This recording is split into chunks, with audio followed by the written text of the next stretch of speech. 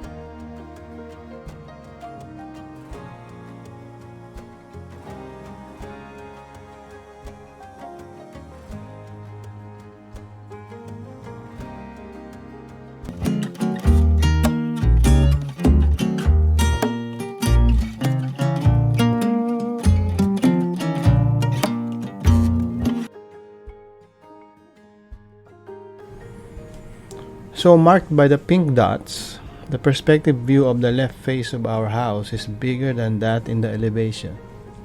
This is because this face on plan goes beyond the PP or nearest to the viewer. On the other hand, any object or part of the object that goes behind the PP will be smaller as it is farther from the viewer. So next we'll be projecting the right face of our house, as shown here in yellow dots. The scale of this will be exactly the same as that in the elevation because this wall is exactly on the PP.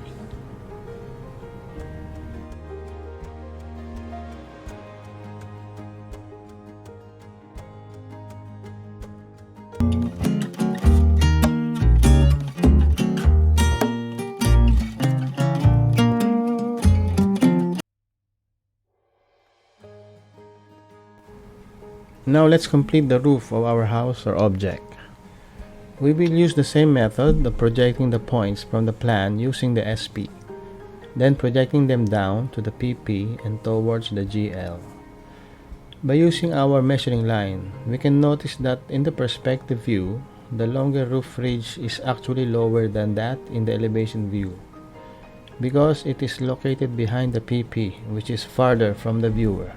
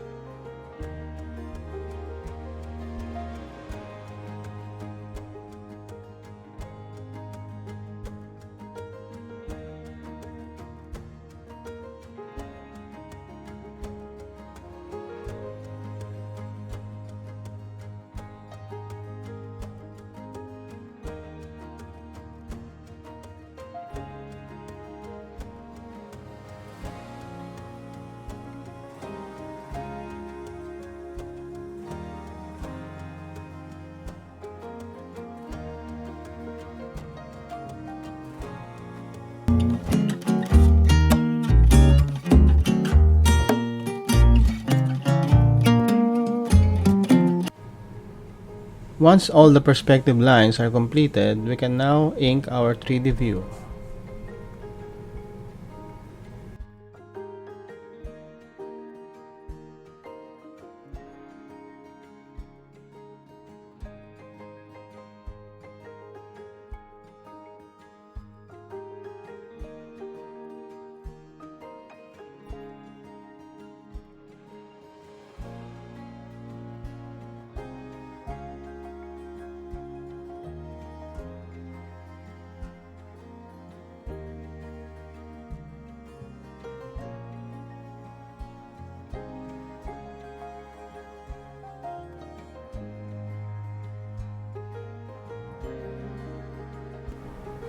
Since our object is just a simple outline of a house, it is better also to project and show the perspective lines that are hidden from view. We can represent these as dotted lines. It's like drawing a transparent object. Of course, this is not normally done in the perspective drawing of a complete house or building, but the result is awesome.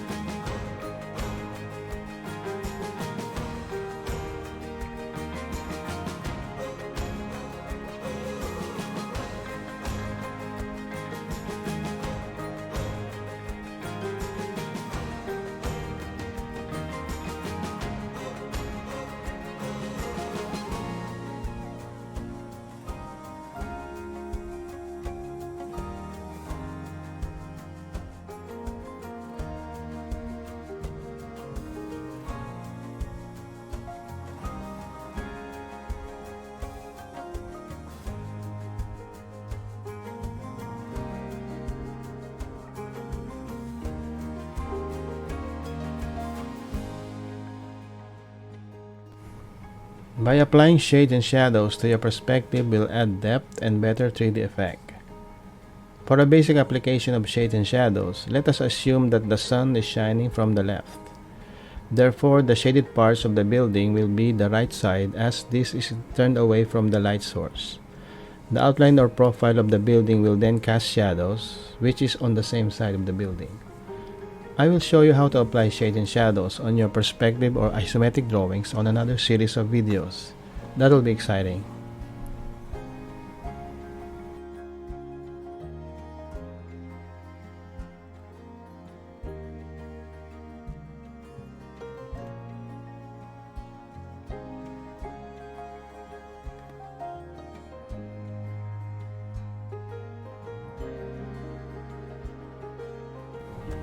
A final touch will be labeling your perspective drawing. So guys, I hope that you've learned the basic steps on how to draw a one-point perspective via projection method. In the next video, we will explore how to draw a two-point perspective using the same projection method.